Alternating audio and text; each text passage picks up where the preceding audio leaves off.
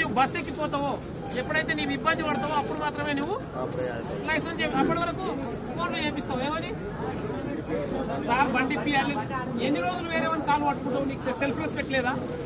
నీకు ఆత్మాభిమానం లేదా? ఈ పోలీసు వాడు నన్ను ఎందుకు ఆపిండు, నేనేం తప్పు చేసిన ఆత్మగౌరవం లేదా నీకు? ఏం సార్ ఎందుకు ఆపినావు? ఏం కావాలి నీకు? హెల్మెటా? ఇగో హెల్మెట్ ఉంది. లైసెన్సా? ఇగో లైసెన్స్. బండి ఆర్సీయా? ఇక చూడు ఆర్సీ. ఇన్సూరెన్సా? ఒక్క నిమిషం తీసిస్తా. ఇట్లా పెట్టుకొని తీస్తే బాగుంటుందా? నీకు డాక్యుమెంట్ లేనప్పుడల్లా వేరే వాళ్ళని కాలు మొక్కితే బాగుంటుందా? అంతే కదా. 90% మంది చేస్తున్నది ఏంది? నీకు డాక్యుమెంట్ లేకపోతే ఏం చేస్తున్నావు? ఇమీడియట్ గా ఫోన్ తీస్తున్నావు.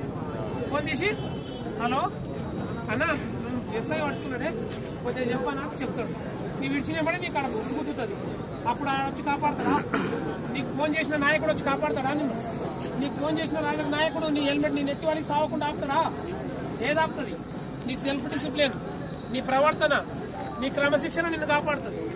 అవునా? నేను 10 సంవత్సరాల క్రితం లైసెన్స్ చేసుకున్నాను. నన్ను అడుగుతారా లైసెన్స్? ID card చూపించుకోవచ్చుగా. నా బండికి ఇన్సూరెన్స్ ఉంటుంది, నా బండికి పొల్యూషన్ ఉంటుంది. ఇవన్నీ నేను పెట్టుకోకుండా ఐడి కార్డు చూపించచ్చుగా. సరే నేను ఐడి కార్డు చూపిస్తే చెకింగ్ ఆఫీసర్ ఎస్ఐ అని ఇష్టపడతాడు.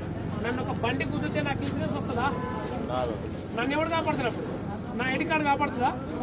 నేను నిన్ను బండి కుదిరినా నిన్ను నన్ను అడగవా ఏమైనా నీకు లైసెన్స్ ఉందా? నీకు పోలీస్ అయితే మాత్రం లైసెన్స్ లేకుండా నడుపుతావా అని అంటారా లేదా? కాబట్టి నెక్స్ట్ ఆమెన్ గల్లా ఇలాంటి సర్ప్రైజ్ చెక్కులు నడుస్తున్నాయి.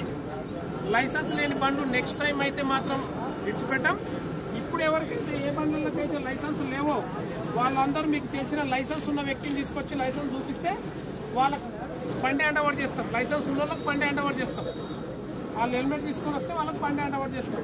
ఎవరైతే లైసెన్స్ లేవో మైనర్స్ నడిపిందో ఇప్పుడు ఒక 4 పిల్లలు వచ్చారు, చిన్న పిల్లలు బండి తీసుకొని వచ్చింది కదా, వాళ్ళ బండ్లు రావు, సీజ్ అయిపోయింది. ఇంకెవరైనా లైసెన్స్ ఉన్న వాళ్ళు వస్తే లైసెన్స్ తీసుకొని వస్తే వాళ్ళకి బండి హ్యాండ్ ఓవర్ చేస్తారు.